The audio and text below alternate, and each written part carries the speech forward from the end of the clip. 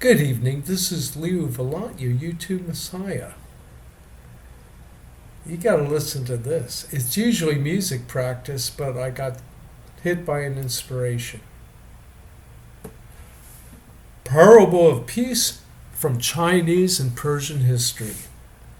For any conflict to resolve into peace, there must be somebody willing to surrender, and since in those who are stupid, the normal degree of obstinacy outweighs the quotient of intelligence, and so they die in fruitless struggle before ever thinking to suggest a parley.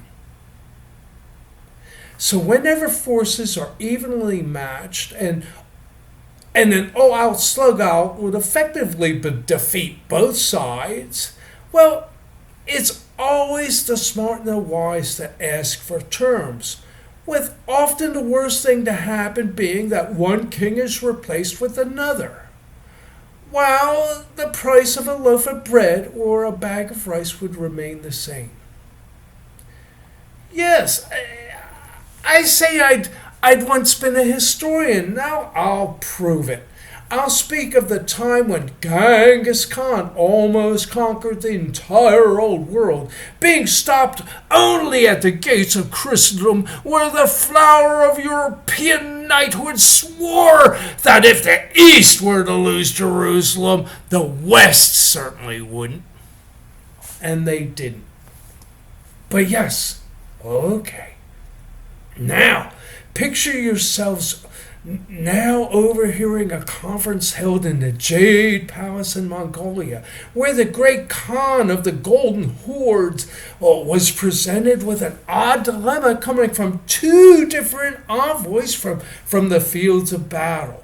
First, that in Iran, what they then called Persia, the defeated knighthood nobility vowed vengeance that should continue as long as their clans survived. Well, so the answer to that seemed logical enough, to just kill them all, but the great Khan should be consulted as to priorities in terms of manpower distributions. But the envoy from China, his report was totally different. He said that all around the capital, it's the battle flags were all at once drawn down.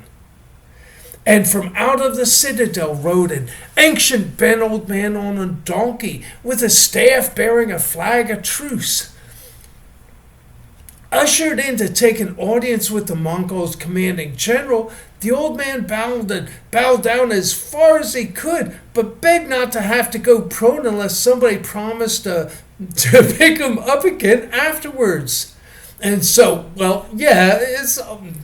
what's your business, old man? So that piece of the ceremony was done with. Then the old man astonished the general by saying that he was in a position to surrender half the wealth of China for peace, but that the Golden Hordes would need to front him 8 million pieces of gold. Okay, the old man, seeing the alarm to front in the eyes of the general, immediately clarified that the Golden Horde could very well take half the wealth of such a great empire of China at home in their saddlebags, could they? And so canals would have to be dug and roads engineered. Then surveys and censuses would need to be taken, with a banking system set up so that the land could be exchanged for rents in gold that could be taken back to the Jade Palace in Mongolia. You don't want the wheat, you don't want the land, you want the gold which could buy all that stuff. The old man finally arrived at the point he wanted to make, that by preserving China and retaining the same official bureaucracy, of which he was the vizier. He wasn't just any old man, right? But it would, his whole institutionalization would be under the new Mongol master. He bowed 3 times. And he said that With this agreement, well, wouldn't the Golden Horde be maximizing their returns? After all, what were they in? What were they going to war for? After all, right? Wow, that all made a lot of sense to the general, but the general had understood his orders to be that he should annihilate the entire population if just a single arrow be shot at them in defiance. But, yes, its entire battles had already been fought. But everyone was peaceful now, and so the general begged for a clarification for his orders from the Jade Palace. So the great Khan, hearing the tales of both envoys, he declared that consistency was a law for fools, and that at the start of the next year, and then for the next complete year, any Persian wearing silk or shoes was to be hunted down and slaughtered without mercy, that this proud Persian nobility that he's heard gloating in defeat, that they could save themselves only becoming the lowest of the low. But that China was to be preserved for such an accommodating people must have been a gift to him from the gods. Okay, you see where this parable is going? Now look at the results of history. Iran, from that humiliation, has survived through a trail of further humiliations. But today, China is a major power. But no, not that there hadn't been troubles, but having sought peace through surrender had never been one of them. It seems the only time they've come close to disaster was in fighting back, when if they surrender, then a bag of rice would still have been worth a wagon ride to Nanjing or a boat ride to Shanghai.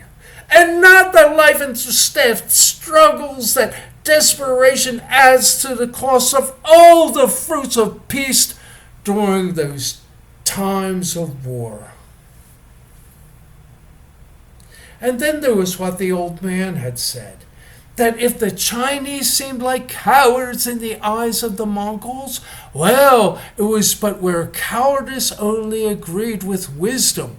For where wealth is great, wealth by half is still good. And then to be guaranteed by surrender and peace? Why not?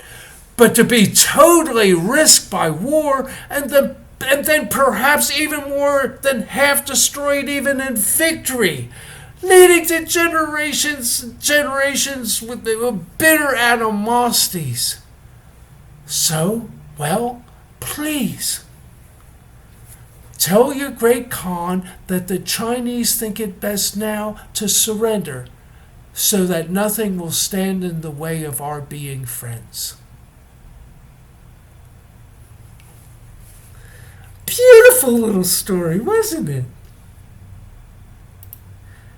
Thank you, everybody. I'm so glad the camera app was on. Sometimes I do all of that and I go, oh, I did that for Frankie the cat. Hi, Frankie. Yeah, hi, Frankie.